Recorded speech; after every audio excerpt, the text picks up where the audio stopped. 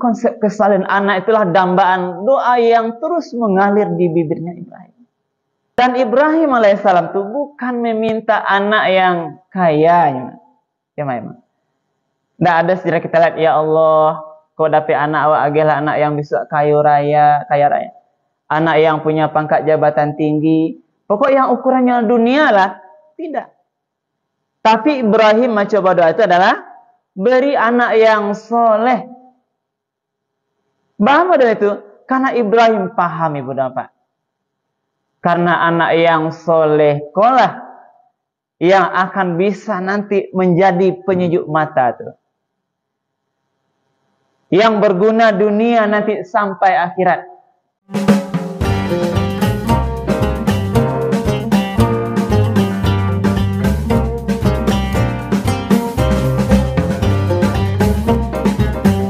Bismillahirrahmanirrahim.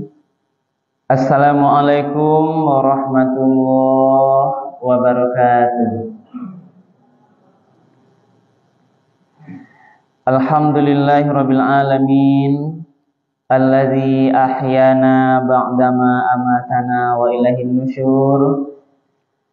Asyhadu an la ilaha illallah wahdahu la syarikalah wa asyhadu anna Muhammadan abduhu wa rasuluh sallallahu alaihi wasallam la nabiyya ba'dah. Faqala Allah ta'ala fil Qur'anil Karim. A'udzu billahi minasy syaithanir rajim. Bismillahirrahmanirrahim. Rabbi habli minas salihin. Fabasyarnahu bighulamin halim. Sadaqallahul azim. Bapak-bapak, ibu-ibu, hadirin kaum muslimin, jemaah salat fardhu subuh yang dimuliakan oleh Allah. Marilah kita sama-sama menyampaikan kalimat puji dan syukur. Alhamdulillahirabbil alamin. Segala puji bagi Allah Tuhan semesta alam, karena pada subuh yang penuh berkah ini kita bersama-sama masih diberikan kesehatan, kesempatan, kemudahan-kemudahan sehingga kita masih bisa melanjutkan ibadah salat subuh kita secara berjamaah di masjid yang sama-sama kita cinta ini. Mudah-mudahan seluruh rangkaian ibadah kita di subuh ini dibalas oleh Allah Subhanahu wa taala dengan pahala yang berlipat ganda. Amin ya rabbal alamin. Kemudian salawat dan salam kita doakan kepada Allah, semoga disampaikan kepada arwah yang Nabi besar kita, yakni Nabi Muhammad sallallahu alaihi wasallam, dengan hantaran kata Allahumma shalli ala Sayyidina Muhammad wa ala ali Sayyidina Muhammad. Rasulullah telah membawa umat manusia ini dari zaman jahiliyah kepada zaman yang mengenal Islam. Kemudian beliau meninggalkan Al-Quran dan sunnahnya sebagai dua pedoman hidup bagi kita yang akan menyelamatkan kita dari kehidupan dunia yang sementara ini sampai nanti kehidupan yang kekal di akhirat kelak.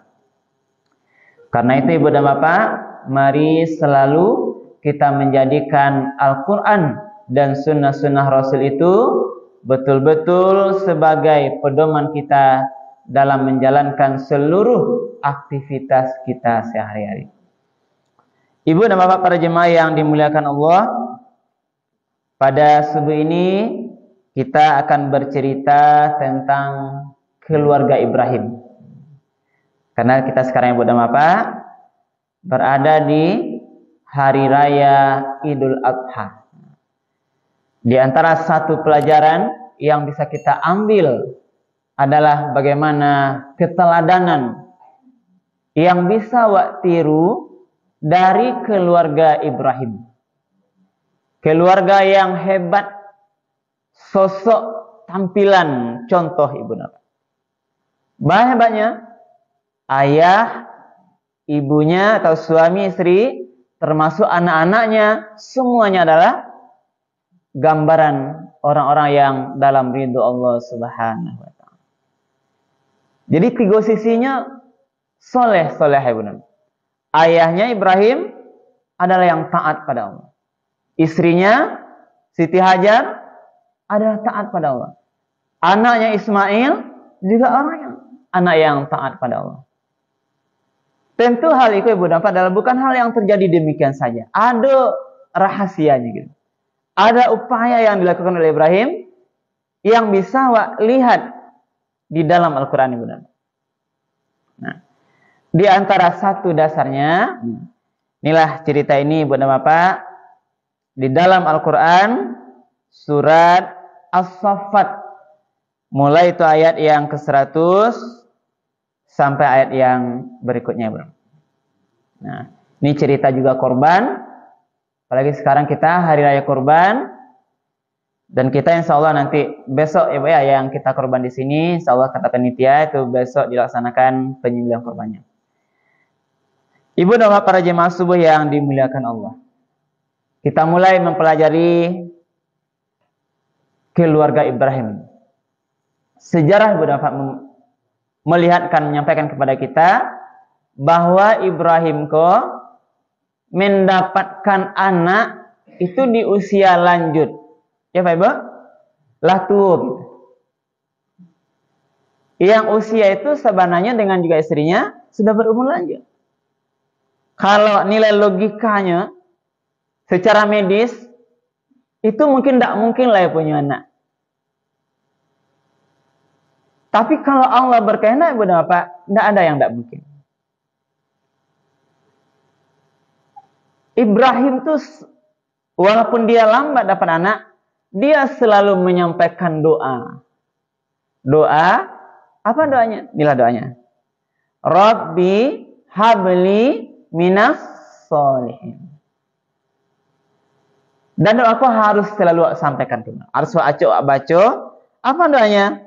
Di dalam surah As-Saffat ayat 100 itu, wahai Tuhanku, anugerahkanlah aku anak yang soleh. Rabbi habli minas sholihin. Itulah yang terus terucap di Ibrahim. Ya Allah, agilah anak yang soleh. Kalau mungkin dia perempuan ada yang solehah.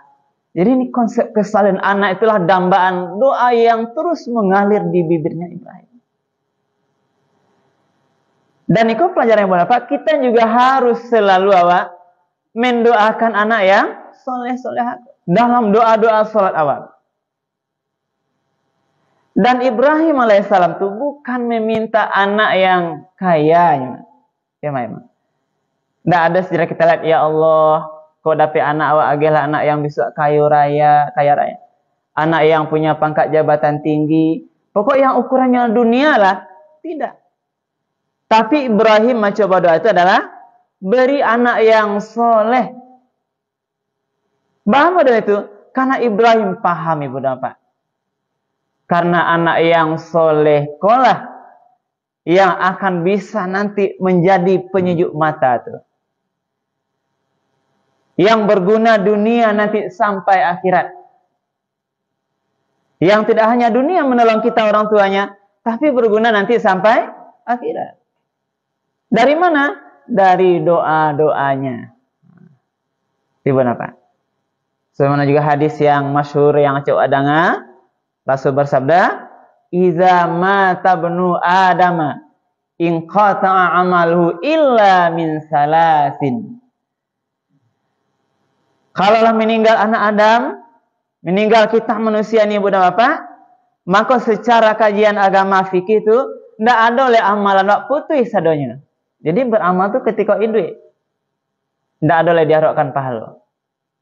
Tidak bisa menambah pahala kecuali kecuali 3 perkara, 3 hal kau Ibu dan Bapak. Kalau ada di awak kita dapatkan, insya Allah walaupun kita sudah meninggal nanti pahalanya terus mengalir. Di alam barzah meninggal Ibu dan Bapak, di dalam kubur kita mendapatkan pahalanya, keberkahan daripada 3 amalan. sampai nanti di akhirat, sampai nanti hari kiamat. Yang tiga itu sedekah jariyah. Nah, itu yang pertama. Memberikan sedekah yang bisa dimanfaatkan oleh nanti secara terus-menerus. Ibu berinfak untuk masjid, untuk musala, dibangunkan nanti beli karpet, beli bahan bangunan, selagi dipakai terus-menerus dari infak yang kita ikhlaskan itu, terbangun masjid, dipakai untuk sholat, pahalanya akan terus mengalir terus nanti sampai kita walaupun meninggal. Makanya kita harus ketika diberikan kelapangan rezeki, mari kita ibu bapak perbanyaklah sedekah, membantu orang-orang yang tidak mampu, yang bisa nanti berguna terus menerus, memberikan juga wakafnya untuk hal-hal yang dalam ridha Allah Subhanahu wa taala. Jadi pahala sedekahku nanti mengalir.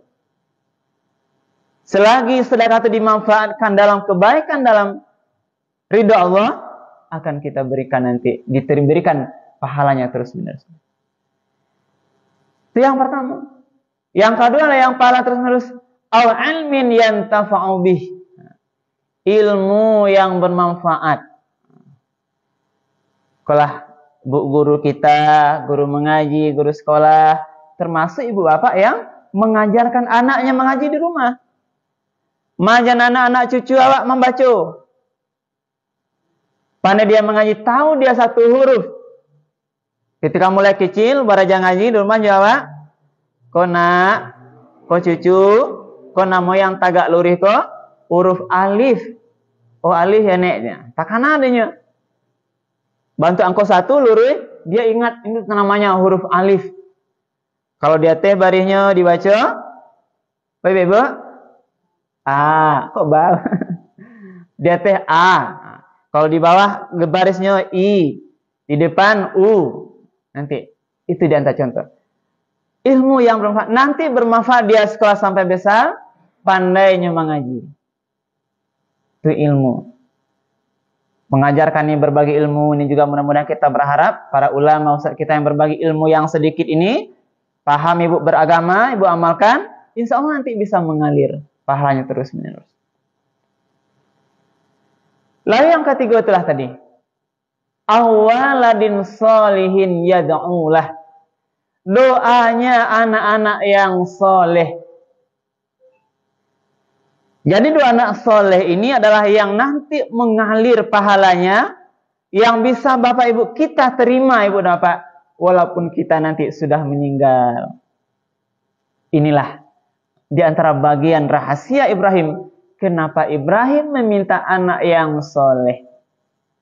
Karena dia ingin anak itu menjadi cahaya penyejuk mata, menjadi buah hati yang bisa nanti bermanfaat bagi dia dari dunia sampai kehidupan di akhirat yang kekal abadi, bahkan nanti sampai ke surga.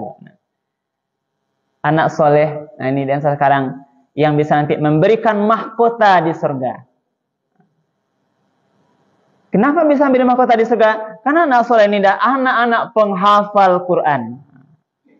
Kalau ada anak-anak ibu bapak yang dia menghafal Quran, nanti akan diberikannya hadiah mahkota kepada kita nanti di surga. Dia nanti akan membawa kita ke surga.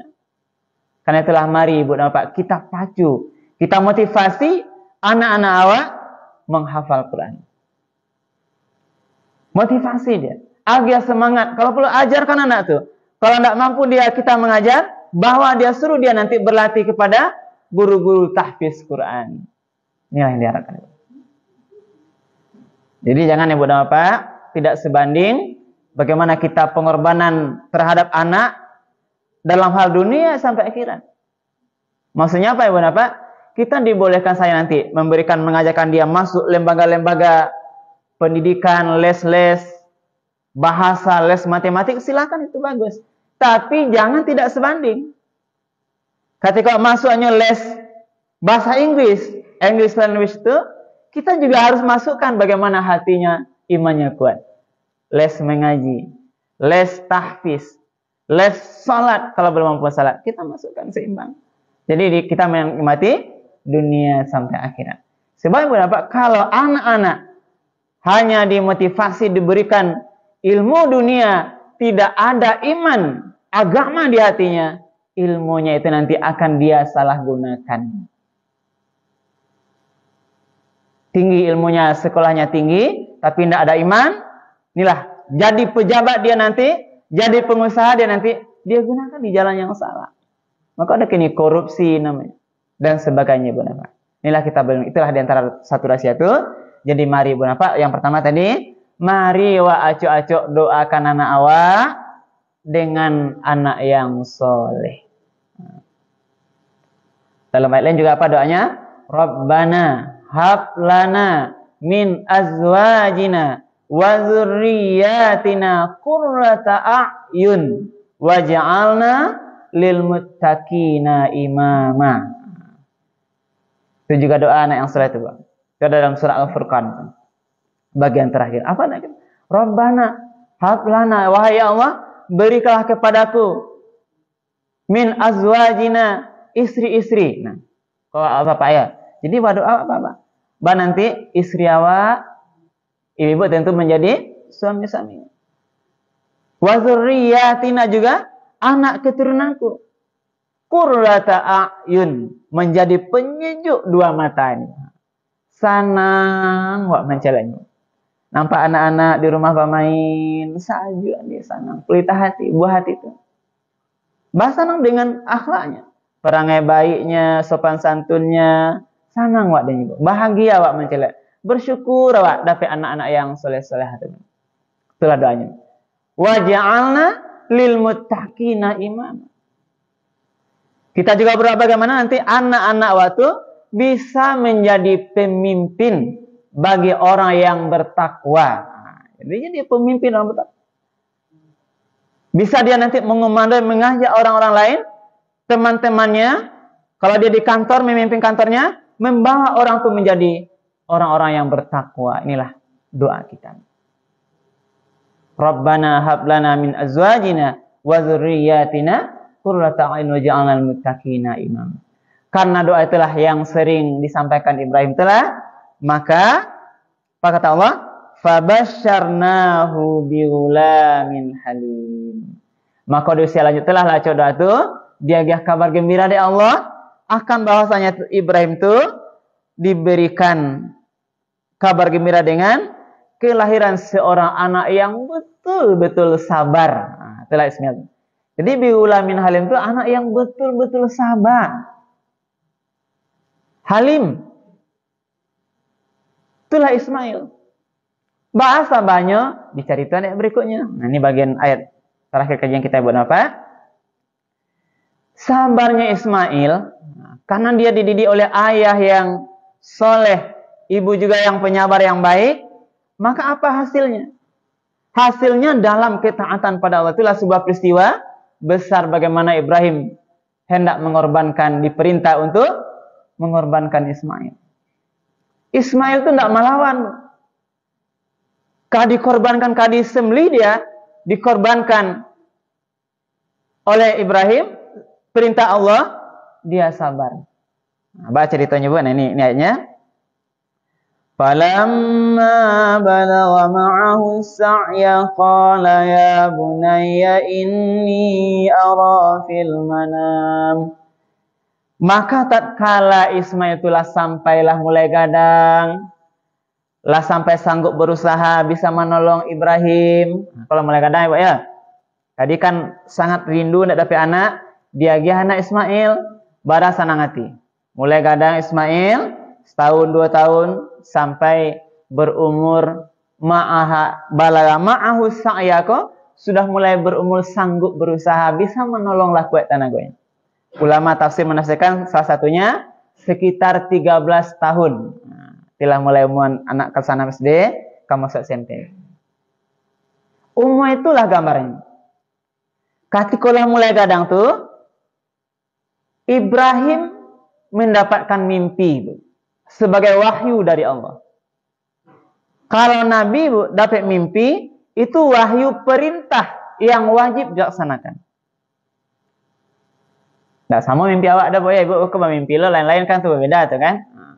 Beda. Tadi mimpi Ibrahim. Apa kata Ibrahim? Qala berkata Ibrahim ketika bismillah mulai gadang tuh, ya bunayya, wahai anakku.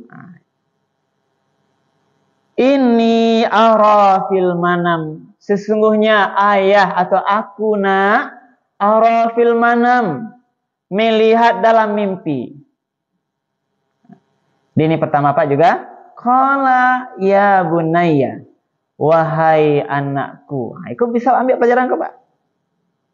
Terhadap sebuah putusan yang besar, pertama panggillah anak-anak dengan panggilan kasih sayang. Ya bunayya, nak. Itu maksudnya Pak. Karena sayang. Jadi cara memanggil anak-anak ibu Pak, panggilan yang baik. Jangan salah panggil Pak. Kalau panggil yang kasar. Jadi kita berlatih ibu Pak, memanggil anak-anak itu dengan panggilan sayang Pak. Nah, kok salah kok jangan karajana. Nah, panggil ya bunayya, nak, sayang.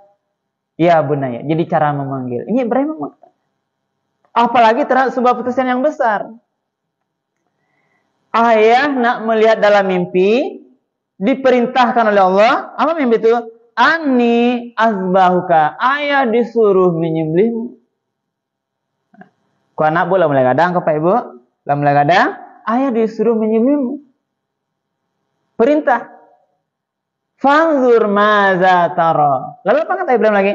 Maka pikirkanlah nak, bagaimana pendapatmu. Jadi ditanya pendapatnya Pak Ibu.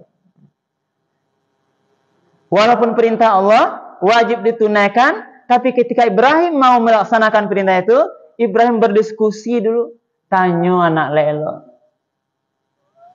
Ba'a kira-kira pendapatmu. Nah, Ismail, bagaimana pendapatmu anak sayang? Ini perintah. Ismail tahu Bu. Nah, lalu bagaimana jawab Ismail? Nanti. Kalau jawaban yang luar biasa Bu, yang diabadikan dalam Al-Quran itu, maka Ismail menjawab, qala, berkata Ismail, ya abatif al, wahai ayah. Abati, wahai ayah sayang. Ya abatif al ma tu'maru, laksanakanlah apa yang diperintahkan Allah kepadamu. Kau jangan tak bayang apa anak lah mulai gadang, kadisumalia lihianya dikorbankan, ditanya pendapatnya, ikhlas semuanya Bu, karajuan lah ya. Karena dipahamilah anak-anak yang sabar tadi, yang soleh tadi. Mau dia mengorbankan dirinya dalam menjalankan perintah Allah. Bahkan penutup ayat yang paling luar biasa lagi, apa jawaban Ismail? Satajiduni insyaallah minas sabirin. Mudah-mudahan engkau dapati aku ketika engkau nanti mengerjakan perintah Allah, menyembelih itu wahai ayah, akan kau dapati aku insyaallah dengan izin Allah minas sabirin, tergolong orang-orang yang sabar. Lain jaleh kira Pak Ibu, ceritanya inilah cerita luar biasa Bu, banyak wa ambil di situ Pak. Sebagai ayah mendoakan ayah ibu, aco doakan anak wa yang soleh. Ayah ketika nanti memanggil anaknya terhadap sebuah keputusan, aja anak berdiskusi, imbau panggilnya elok-elok, panggilan lemah lembut kasih sayang. Kalau ada putusan yang berkaitan dengan anak itu, ajak berdiskusi. Nah, contoh anak awak mau sekolahnya tamat SMP Bu, nya mau ke SMA, seorang mau ke SMK ayahnya, kecamanya masuk sampai pesantren, kan beda tuh. Kita mengalami itu Bu. Berdiskusilah dengan baik. Nah, itu maksudnya. Tidak boleh awak ambil putusan seorang-seorangnya. Putusan tegas terhadap nanti yang berkaitan dengan anak-anak awak. Kok masuk SMK awak nak, kok kelebihan mungkin ada kelemahannya. Kok SMA awak, kok kelebihan kekurangannya. Kok masuk pesantren, kok kelebihannya. Kok mungkin hal yang kurang berkenan bagi anak-anak. Berdiskusi dengan cara baik. Inilah keluarga Ibrahim. Tidak bisa seorang. Ajak diskusi. Dan inilah membuktikan bagaimana kesolehan bermain. Jadi artinya apa adalah di pagi subuh yang singkat ini membentuk anak soleh keluarga yang beriman, istri anak itu harus bersama-sama dengan kesabaran. Bapak Ibu sabar. Kalau suami kadang-kadang ada istri kita yang mungkin belum lagi dalam ketaatan, sabar mengajak ke jalan yang benar. Istri pun demikian, ada mungkin suami-suami yang belum lagi sama dengan kesalahan yang kita, tetap berusaha mengajaknya sambil berdoa kepada Allah. Mudah-mudahan keluarga kita nanti semuanya dibolak-balikkan atau dibalikkan hatinya ke dalam ketaatan. Patuh suami soleh, istri soleh, anak-anak juga menjadi soleh. Itulah nanti keluarga yang dalam ridho Allah. Itulah yang dimaksud dengan juga keluarga yang sakinah, mawaddah, warahmah. Yang acok disampaikan doa itu bagi pengantin baru, termasuk kita ini berharap mudah-mudahan selalu keluarga kita ini keluarga yang dalam ridho Allah Subhanahu wa taala, sehingga nanti sama-sama terakhir masuk sarugo bersama-sama. Amin ya rabbal alamin. Itu saja mungkin Ibu dan Bapak yang dapat kita sampaikan. Mudah-mudahan bermanfaat dan bisa menjadi tambahan ilmu untuk kita menjadi lebih baik dalam segi amal kita. Mudah-mudahan di sisa umur kita ini kita selalu berada dalam keadaan taat dan ridho kepada Allah. Dan juga mudah-mudahan di akhir nanti kehidupan kita kembali menghadap Allah, meninggal atau menghadap dipanggil nanti dalam keadaan husnul khotimah. Amin ya rabbal alamin. Perbanyak maaf, mudah-mudahan bermanfaat. Kita akhiri. Subhanakallah bihamdika asyhadu an la ilaha illa anta astaghfiruka wa atubu ilaik. Billahi taufiq wal hidayah. Wassalamualaikum warahmatullahi wabarakatuh.